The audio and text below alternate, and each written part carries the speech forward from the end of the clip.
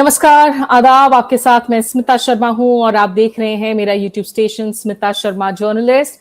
और इस ब्रॉडकास्ट में हम बात करेंगे पड़ोसी मुल्क नेपाल की, जहां आज बालन शाह आधिकारिक रूप से नेपाल के नए प्रधानमंत्री बन गए हैं। कुछ दिनों पहले वहां पर चुनाव करवाए गए थे और आज शपथ ग्रहण समारोह किया गया। और शपथ ग्रहण समारोह के बाद नेपाल के जो युवा चेहरे हैं, जो अगर उनकी प्रोफेशन के हिसाब से हम देखें, उनकी शिक्षा के हिसाब से देखें, तो उन्होंने स्ट्रक्चरल इंजीनियरिंग, सिविल इंजीनियरिंग की पढ़ाई की है। उनकी पहचान बनी बतौर एक रैपर। इनफैक्ट उनके एक पॉपुलर रैप सॉन्ग्स में से है बलिदान, जो सोशल मूवमेंट्स वगैरह को लेकर बात करते हैं। एक पॉलिटिकल आउटसाइडर है नेपाल के गलियारों में, जहां पिछले कुछ वक्त से हमने देखा है कि राजनीति में एक म्यूजिकल चेयर देखने को मिल रहा था। कभी केपी शर्मा ओली, कभी प्रचंडा, कभी नेपाली कांग्रेस के बीच में। और बालन शाह फिलहाल जो हैं 35 ईयर ओल्ड, अब वो नेपाल के प्रधानमंत्री बन गए हैं। तो पहले तो congratulations to the people of Nepal and to Balen Shah as well and to his team. लेकिन यहां से आगे राह क्या है, बालन शाह को कैसे डिकोड करें हम, इस पर बातचीत करने के लिए मेरे साथ इस वक्त खास मेहमान काठमांडू से जुड़ रहे हैं अमीश मुल्मी, जो कि ऑथर हैं, एडिटर हैं, प्रोलिफिक राइटर हैं। अमीश, बहुत शुक्रिया आपका हमारे साथ जुड़ने के लिए। Thank you Smita. और आपके पीछे जो है मैं काफी बिजली की गर्जन को सुन पा रही हूँ। नॉर्मली वी से कि when it rains something good happens, so let's hope that something good has happened for Nepal. Election results में तो काफी मेजॉरिटी नंबर्स आए बालन शाह को। He defeated the old guards, the political heavyweights, KP Sharma Oli and others. Your first reaction Amish, कि आज जब ये शपथ ग्रहण समारोह हुआ है, आप लोगों के रिएक्शंस को कैसे देख रहे हैं? आम जनता क्या कह रही है नेपाल में? नहीं, I think like you said, it's a काफी यंग गवर्नमेंट है। I think it's one of the youngest in the history of Nepal. And उसमें there a lot of optimism, there is a lot of hope. I think वो जो election का mandate था, जिस हिसाब से आरएसपी के सीट्स आए हैं, there is a lot of expectation that this is a party that will bring in change and positive change, because in terms of, let's say, governance, in terms of structural reforms, in terms of anti-corruption, and in particularly in terms of economic reforms. I think there are a lot of expectations from this government, but there is also a lot of optimism, there's a lot of hope. And वही primarily ये है कि अभी तक, जैसे आपने बोला था, we've seen a lot of musical chairs that has been happening in Nepal because governments अभी तक stable नहीं थे. No one had an absolute majority, and this election has proved that absolute majority आ सकती है. There's a massive, of course, elections के time में जब आपने भी बात किया था, that like there's a massive Balan wave that has gone across Nepal. And now that mandate has to be delivered. So there is a lot of pressure, of course, on the government, on the new government. But let's see. Hopefully, like I said, hope is always a good thing to have. So, and Balen Shah पे थोड़ा सा और बात करने के पहले मैं एक सवाल जरूर पूछना चाहूंगी सुशीला कार्की से जुड़ी हुई, क्योंकि वो former chief justice supreme court की, जब उन्होंने अंतरिम सरकार बनाई नेपाल में हुए जेनजी रेवोल्यूशन के बाद पिछले साल सितंबर में, जिसके बाद केपी शर्मा ओली को इस्तीफा देना पड़ा, लगातार स्पेकुलेशंस जारी थे कि क्या चुनाव 6 महीने के अंदर होंगे या नहीं होंगे। और आज सुशीला कार्की को हमने देखा कि शपथ ग्रहण के बाद में एक बड़ा अच्छा सा वार्म पोस्ट डाला है, हार्ट वार्मिंग पोस्ट, जहां गले मिल रही हैं, वो हक कर रही हैं बालन शाह को। सुशीला कार्की के लिए क्या आपको लग रहा है कि यहाँ फ्यूचर में कोई और वो भूमिका निभाती हुई दिखेंगी नेपाल की राजनीति में? Well, वैसे तो अभी तो थोड़ी कह सकते हैं because she has just retired, but I think her interim government did a wonderful job. आप सही बोल रहे हैं. There was a lot of doubt about whether this government could hold elections within 6 months. It has shown, I think, what the Sushila Karki government did beyond just holding elections, वहाँ पे वो successful हुए, was to show how strong Nepal's institutions still are. And democracy में वही है. देखिए, Jency protest के बाद एक बड़ा सा डाउट रह गया था कि नेपाल के इंस्टीट्यूशंस, डेमोक्रेटिक इंस्टीट्यूशंस सर्वाइव कर सकते हैं कि नहीं. I think Sushila Karki government ने, she has done steer the country through a very difficult time. She has shown that Nepal's democratic institutions are still intact, and उसी के बतौर the elections were held very very peacefully, and the results are there now to see. And that by itself, it doesn't matter whether she takes another post in the future. I think that by itself will have etched her name in history beyond, being just the first woman prime minister of Nepal. और ये वो तस्वीर है जो उन्होंने डाली थी social media post पर गले मिलते हुए। लेकिन यहाँ अमीश, मैं आपसे ये भी जरूर पूछना चाहूंगी कि जहां तक उनकी टीम का सवाल है, इस वक्त जो इनिशियल अनाउंसमेंट्स हुए हैं कैबिनेट में, थोड़ा बताइए हमारे दर्शकों। सुधी, मतलब कौन से इंटरेस्टिंग नाम है, खास करके जहां तक विदेश मंत्रालय और गृह मंत्रालय का सवाल है? So we have, of course, like I mean, apart from Balan, I think he's also kept the defense portfolio. So wo hai, and he's also kept the industries portfolio. Dr. Swarnim Wagle is the Minister of Finance. We've been hearing a lot about him in the past several years. He's had this vision of Nepal in 2030. He's given a sort of a economic roadmap for Nepal going in the years ahead. So one of the things I think we can expect is a lot of, let's say, reforms in terms of laws, in terms of particularly around the economy, in terms of, let's say, investments. We're hoping to see reform over there. Then, of course, in foreign, Dr. Shishir Khanal hai. He was earlier an education minister. He's also, but in the last parliament, he was also a member of the International Relations Committee. Very, very well spoken, as well as very, very well read. And I think there is a lot of possibility for him also in this particular ministry, in this cabinet. And then, like you said, in home, the Gen Z activist Sudan Gurung has been appointed. And that is another, let's say, position. Generally, the home ministry is given to a more senior, let's say, politician. But in this case, the home ministry has been handed over to the youth. And that is something, again, to see forward what happens next in terms of how they perform in terms of ministers. And beyond that, I think there is, in terms of age, I think this is a very, very young cabinet. They have youth on their side. The oldest, in fact, might just be Dr. Wagle, who's also a little above 50, is my sense. So I think in the history of Nepal's democratic history, this is one of the youngest cabinets. So there's a lot of expectations, like I said in the very beginning, that there's a lot of expectations about what they can do. The law minister, she had performed very well in the last parliament as well, and there are a lot of expectations from her as well. The tourism minister obviously there's a lot of, let's say, like going forward, because Nepal's a lot of economy is based on tourism, that is there. But see, the primary thing is that apart from the expectations, the challenges going ahead will also be there, particularly, like, West Asia is a big, let's say, like economic crisis that is being felt not just in South Asia, but across the world. So that will be the immediate challenge, because there are almost, I think, 1.5 to 2 million Nepalis working in West Asia, and they're also sending remittances home. So all these challenges, let's say economic constraints, they're not in an enviable position, but like I said, there's a lot of hope, there's a lot of optimism. So I mean, slowly, steadily, I hope that things move forward. So. इसके पहले भी हमने जब shows किए थे तो हमने कहा था कि कहीं ना कहीं नेपाल के लिए बालन शाह की ये जो चुनौतियां हैं, ये एक कांटों का ताज सी हैं, और निश्चित रूप से आसान नहीं है राह यहाँ पर। लेकिन ये भी मैं आपसे पूछना चाहूंगी कि जहां तक बालन शाह का सवाल है, अब वो एनिग्मा वाला दौर तो चला गया कि ठीक है, एज अ रैपर, काठमांडू के मेयर, एक मेयर की प्रोफाइल बहुत अलग होती है। एक देश को चलाना, अलग पार्टियों को लेकर चलाना, ओल्ड गार्ड्स को बैलेंस करना, इन्होंने आरएसपी का हाथ थामा था, ये कोई नई पार्टी नहीं है। वहां रवि लामी छाने जैसे कैरेक्टर्स हैं, और बालन शाह बहुत ज्यादा मीडिया इंटरव्यूज वगैरह नहीं देते हैं आमिश। तो आपको इनकी जहां तक पॉलिटिकल गवर्नेंस के स्टाइल का सवाल है, उसको how would you decode?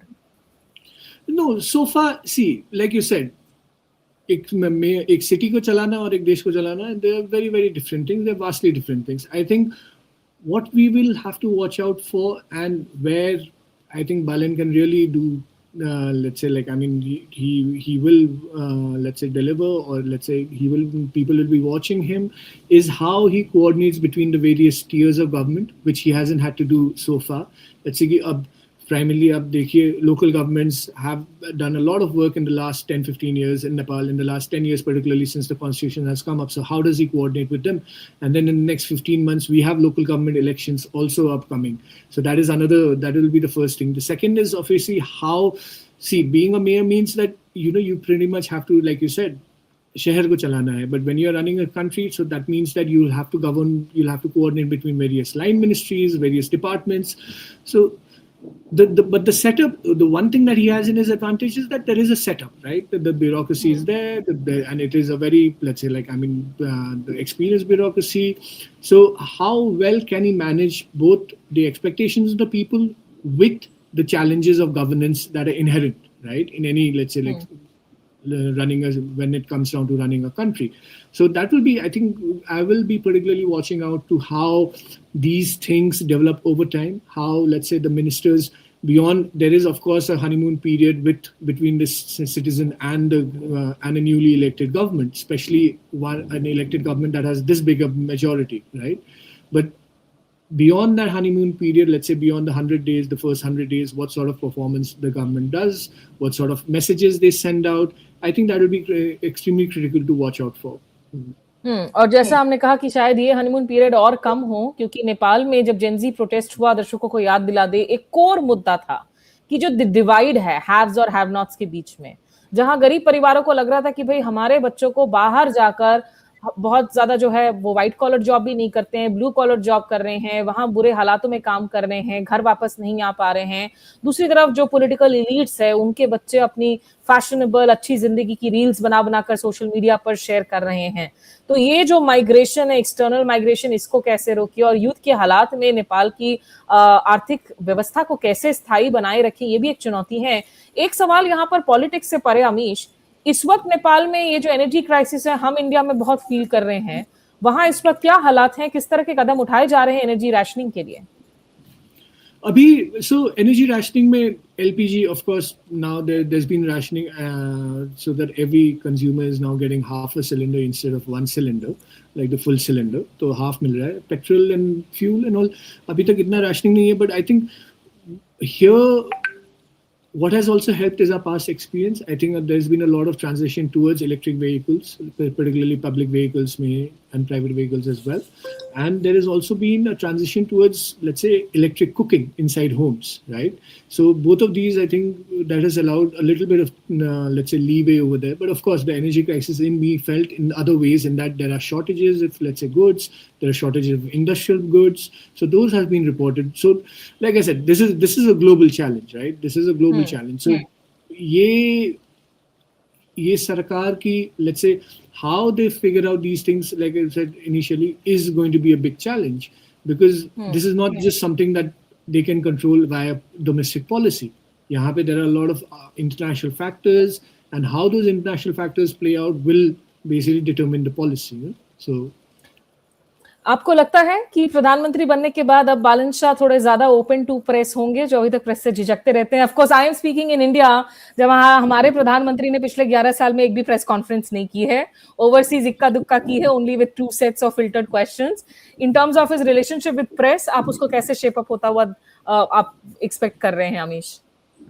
I think, see, Balan, I wouldn't say that he's not been communicative, right? Like, especially since he's gone into the campaign and everything, there has been communications from, let's say, he prefers social media for communication because that has been his traditional way of doing things.